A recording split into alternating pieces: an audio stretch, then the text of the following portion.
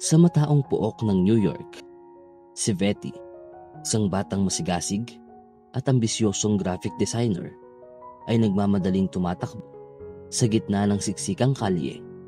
Ang puso'y kumakabog sa pananabik para sa isang job interview na maaaring bumago sa kanyang karera. Habang tanaw na niya ang matayog na gusali ng opisina, nasaksihan niya ang isang matandang lalaki na nadapa.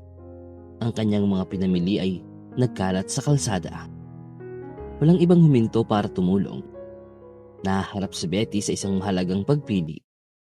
Ipagpatuloy ang kanyang patutunguhang interview na ilang minuto na lang ang layo, o tulungan ang isang estranghero na nangangailangan kahit na maaaring isakripisyo ang sariling pangarap.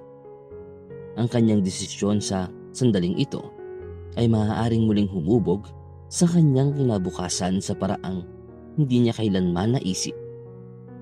Habang lumuluhod si Betty sa tabi ng matanda, mabilis na tumatakbo sa kanyang isipan ang mga posibleng kahihinatnan ng kanyang desisyon.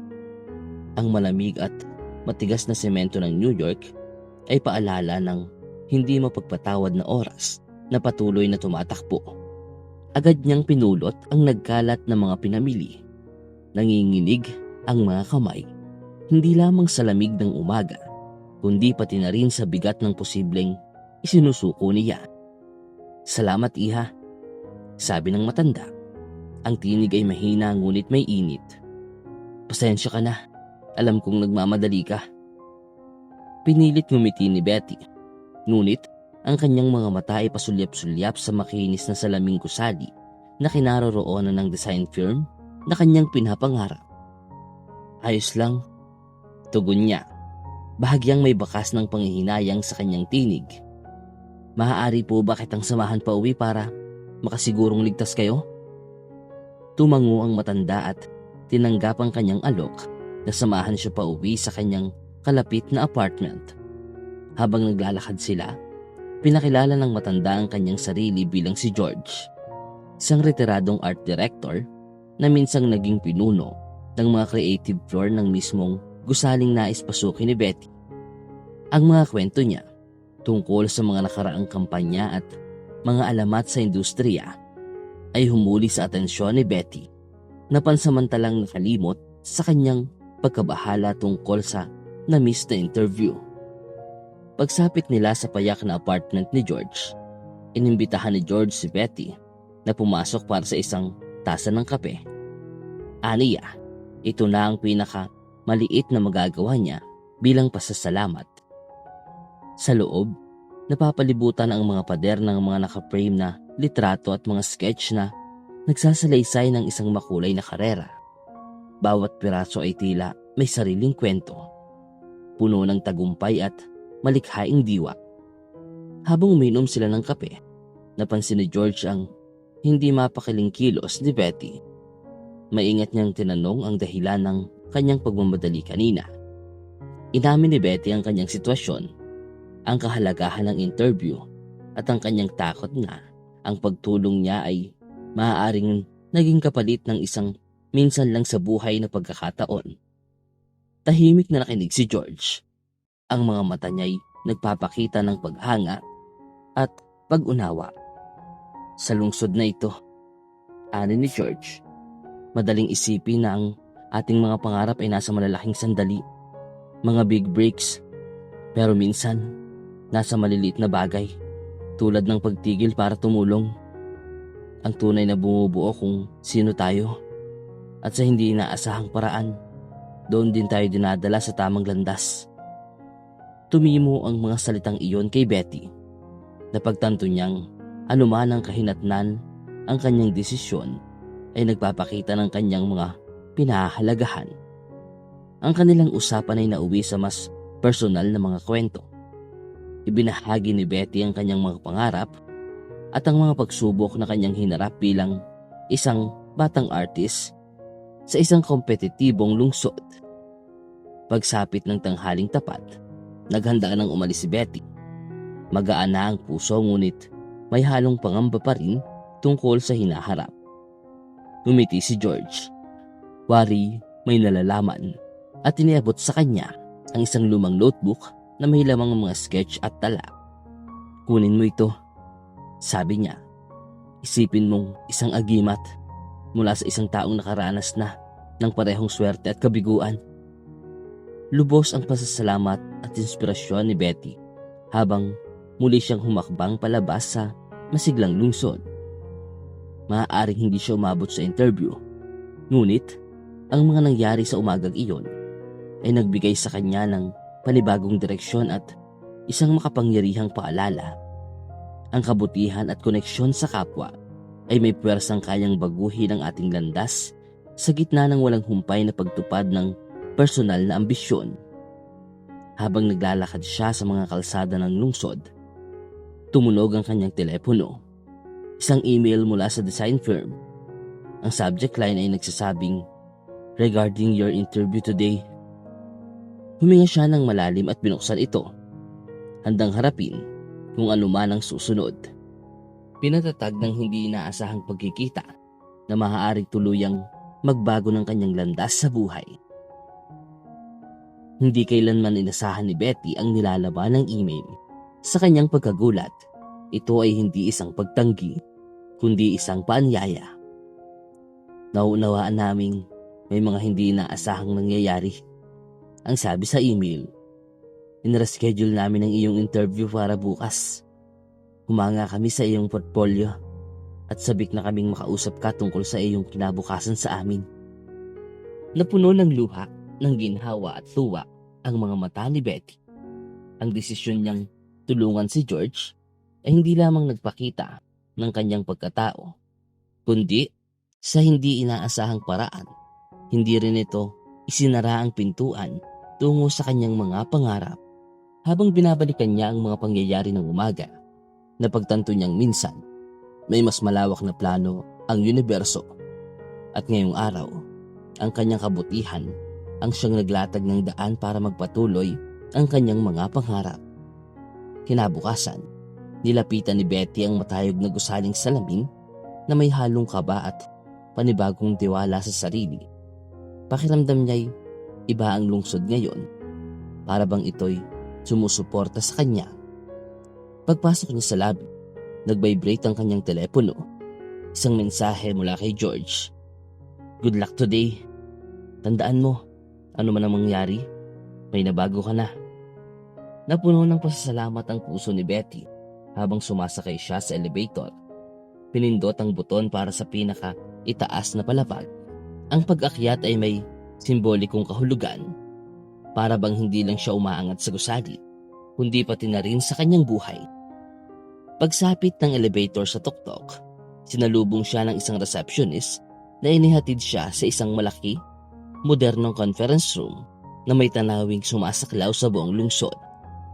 Sa loob, nakaupo sa isang mahabang mesa ang 3 executive mula sa design firm, kabilang ang CEO na agad niyang nakilala mula sa mga litrato ng kumpanya.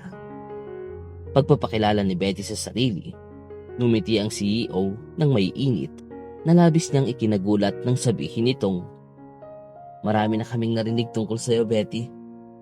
Hindi lang mula sa iyong portfolio, kundi mula sa isang nakakawiling source." Nalito si Betty habang umuupo. Nagpatuloy ang CEO. "Si George na tinulungan mo kamakailan ay hindi lamang isang retiradong matanda. Isa siya sa mga tagapagtatag ng kumpanyang ito at isang iginagalang na tagapayo. Ikinuwento niya sa amin kung paano mo isinakripisyo ang iyong paunang interview upang tumulong sa kanya. Pinahahalagahan namin ang ganitong klaseng pagkatao, kasing halaga ng talento." Manghang-mangha si Betty. Ang matanto na ang isang simpleng gawa ng kabutihan ang nagdala sa kanya sa sandaling ito, kung saan ang kanyang mga pinahahalagahan ay kaakibat ng mga prinsipyo ng kumpanyang nais niyang pasukan, ay lubos na nakakaantig sa kanya.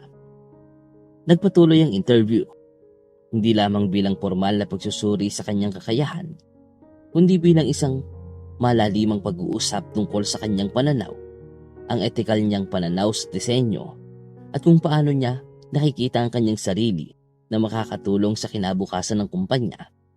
Kitang-kita sa mga executive ang paghanga sa kanyang mga sagot at sa kanyang portfolio. Ngunit higit sa lahat, nahipo sila ng kanyang pagkatao. Sa pagtatapos ng pagpupulong, malinaw ang pahayag ng CEO. Lubos silang interesado na mapasama siya sa kanilang kupunan. Nagbigay pa ito ng pahiwatig na may espesyal na proyekto silang inihahanda at si Betty raw ang perpektong tao para dito dahil sa natatanging timpla ng kanyang talento at malasakit. Habang palabas si Betty ng gusali, may naramdaman siyang pagbabago sa kanyang kalooban. Napagtanto niyang ang pinakamalalaking pagliko sa buhay ay hindi palaging nasusukat sa malalaking tagumpay. Minsan, ito'y nasa tahimik ng mga sandali ng pagpapasya. Ang mga desisyong nagsasabi kung sino talaga tayo. Alam niya na kahit ano pa ang maging resulta ng interview, nagtagumpay na siya sa paraang hindi niya inaasahan. Habang naglalakad sa mga kalsada ng lungsod, pinagmumuni-muni ni Betty ang pagkakaugnay-ugnay ng bawat pagpiling ating ginagawa. Ngayon, higit kailanman, nauunawaan niya na ang landas patungo sa katuparan ng ating mga pangarap ay madalas pinubuo ng hindi inaasahang liko.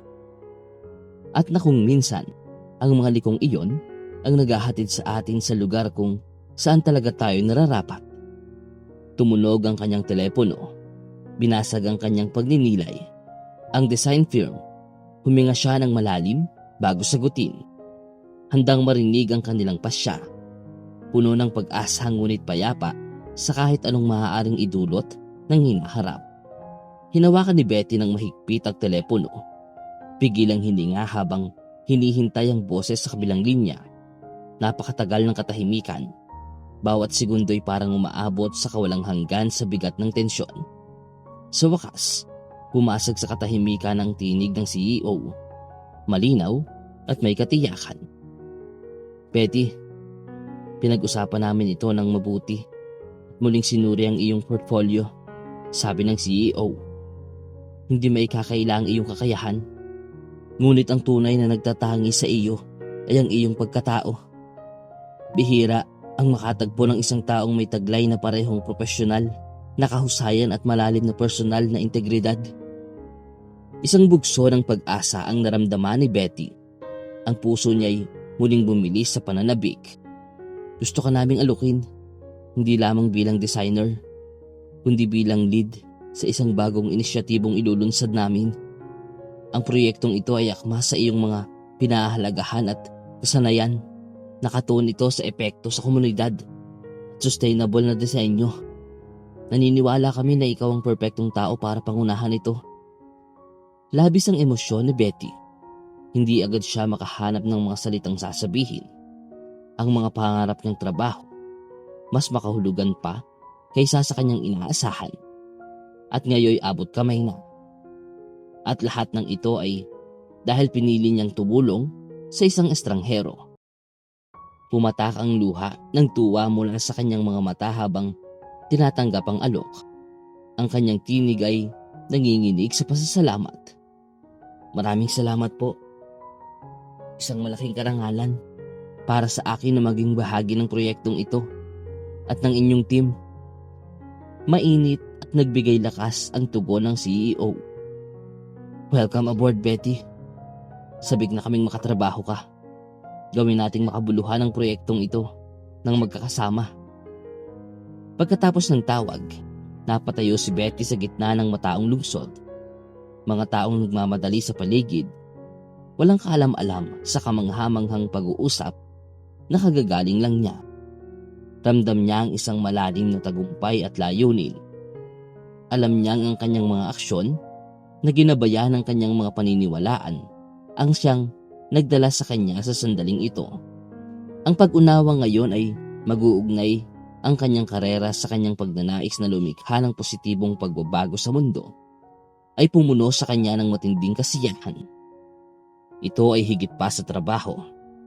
Isa itong tawag ng misyon. Ang natitirang bahagi ng araw ay lumipas na parang isang malabong alaala, puno ng kasabikan at pagpaplano. Tinawagan ni Betty ang kanyang pamilya at mga kaibigan upang ibahagi ang balita Bawat pag-uusap ay lalong nagpatibay sa kanyang kasiyahan at layunin. Bumalik siya sa cafe kung saan sila nagkape ni George, ang lugar kung saan ang kanyang kapalaran ay biglang nagbago. At sa kanyang mga labi, may ngiti. Sumulat si Betty ng isang liham para kay George.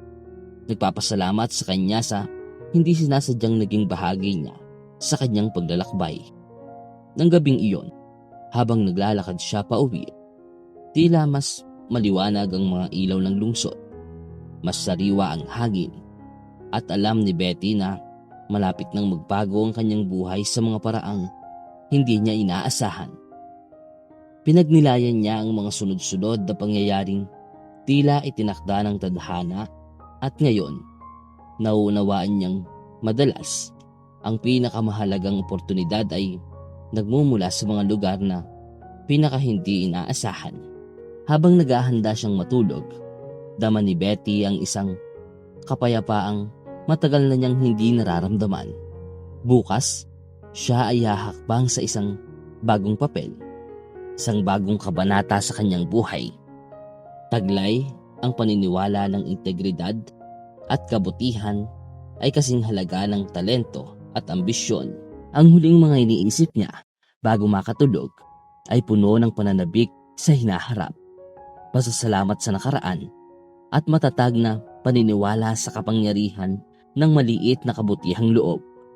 Ang landas sa unahan ay hindi pa tiyak, ngunit sa unang pagkakataon sa matagal na panahon, handa si Betty, anuman ang dalhin ng bukas. Dumating ang kanyang unang araw sa bagong trabaho at pumasok si Betty sa opisina ng design firm na may halong kasabikan at kaba. Ang moderno at maliwanag na espasyo ay puno ng malikhaing enerhiya at sinalubong siya ng mainit na ngiti at masiglang pagpapakilala. Ang kanyang workstation ay tila panaginip para sa isang designer, kumpleto sa pinakabagong kagamitan at napapalibutan ng nakaka-inspire na mga likhang sining. Habang nagsisimula siyang ayusin ang kanyang mesa, dumaan ang CEO upang personal siyang batiin. Sabi kaming lahat na makita kung saan mo kami dadalhin gamit ang proyektong ito, Betty. Sabi nito, ang pananaw mo at mga prinsipyo ay eksaktong kailangan namin ngayon. Pinasigla ng mga salitang iyon ang paniniwala ni Betty. Ang desisyon niyang tulungan si George ay isang pivotal moment, hindi lamang para sa kanyang karera, kundi para rin sa kanyang personal na pag-unlad. Sa buong maghapon, nakilala ni Betty ang kanyang bagong team, isang pangkat ng mga mahuhusay at magkakaibang individual na kapwa masigasig sa layuning makapagbigay ng positibong epekto sa pamamagitan ng disenyo. Nagtipon sila sa isang conference room kung saan ipinakilala si Betty bilang project leader. Ipinresenta niya ang kanyang mga paunang idea na tumutok sa sustainability at pakikilahok ng komunidad. Ang kanyang sigasig ay sinalubong ng positibong tugon at espiritu ng pagtutulungan mula sa grupo. Ang proyekto na kanilang pinagtutuunan ay ambisyoso, layuning makalikha ng mga eco-friendly na pampublikong espasyo na hindi lamang pampaganda ng lungsod, kundi maging functional, inclusive at nakakapagpataguyod ng interaksyon at paglago ng komunidad. Lalo pang humanga ang lahat sa ideya ni Betty na isama ang mga lokal na artist at leader ng komunidad sa proseso ng pagpaplano, patunay ng kanyang dedikasyon sa isang inclusive at makabuluhang disenyo. Habang ang mga linggo ay naging buwan, unti-unting nabuo ang proyekto sa ilalim ng pamumuno ni Betty. Marami ang hamon, ngunit gayon din ang tagumpay. Bawat matagumpay na presentasyon, bawat pagsubok na nalampasan, ay nagdaragdag sa kanyang tiwala sa sarili at pinagtitibay ang kanyang panata sa napiling landas. Mainit ang naging tugon ng komunidad. Tumanggap ang proyekto ng ilang pagkilala para sa inobasyon at social impact. Isang gabi, habang naglalakad si Betty sa isa sa mga bagong tapos na espasyo, nakita niya ang mga pamilyang masayang nagtatampisaw sa paligid. mga batang naglalaro sa mga interactive installations at sining ng komunidad na buong pagmamalaking nakadisplay. Isa itong buhay na patunay ng kanyang bisyo at pagsusumikap at isang malalim na paalala ng ripple effect ng kanyang mga naging desisyon. Dumating si George na ngayon isa ng regular na tagapayo at kaibigan at tumupo sa tabi niya sa isang bench na tanaw ang makulay na tanawin. May napakaganda kang nagawa rito, Betty. Ani ni George, kislap ang mga mata sa tuwa at pagmamalaki.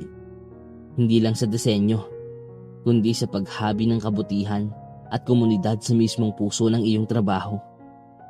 Ngumiti si Betty, pinagmamasdan ng masasayang muka, ang luntiang espasyo at ang sining na nagsasalaysay ng libu-libong kwento. Lahat ito nagsimula sa isang simpleng gawa ng kabutihan, napabulong niyang pagdinilay. Sinong mag-aakala nahahantong ito rito? Habang lumulubog ang araw sa lungsod, pinipintahan ang kalangitan ng kulay kahel at rosas. Isang magandang pagtatapos sa isang kwento ng kabutihan, paninindigan at panibagong simula. Nakaramdam si Betty ng malalim na koneksyon sa lahat ng nasa paligid niya. Napagtanto niyang ang kanyang paglalakbay ay hindi kailanman tungkol lamang sa pagiging isang matagumpay na designer, kundi sa pagkakatuklas na ang ating mga pangarap ay malalim na nakaugnay sa mga landas na ating pinipili at sa mga taong pinipili nating tulungan habang tayo'y naglalakbay. Ang kanyang kwento, pinaghalong ambisyon, malasakit at pagkamalikhain ay patuloy na umuusbong sa bawat araw, nagdadagdag ng bagong layer sa kanyang pag-unawa sa tunay na kahulugan ng tagumpay. Hindi ito nasusukat sa mga parangal o pagkilala lamang, kundi sa mga buhay na nahipo, mga komunidad na nabago, at sa personal na kasiyahang nagmumula sa pagsunod sa tibok ng sariling puso. Habang pauwi na si Betty, alam niyang ang kanyang kwento ay isa lamang na marami. Mga kwentong nagsimula sa isang pagpiling maging mabuti, maging mabait, at mag-isip ng lampas sa sarili. At habang pinagpapatuloy niya ang kanyang paglalakbay, bitbit niya ang mga aral ng araw na iyon.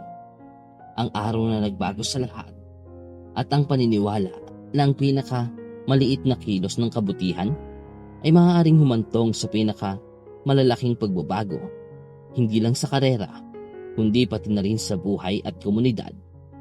Puno ng pasasalamat ang kanyang puso at ang kanyang mga matay nakatuon sa hinaharap. Handa na si Betty harapin ang mga bagong hamon, taglay ang kaalaman na ang integridad, kabutihan, at walang sawang pagsunod sa sariling adhikain ang tunay na susi sa isang makabuluhan at makapangyarihang buhay.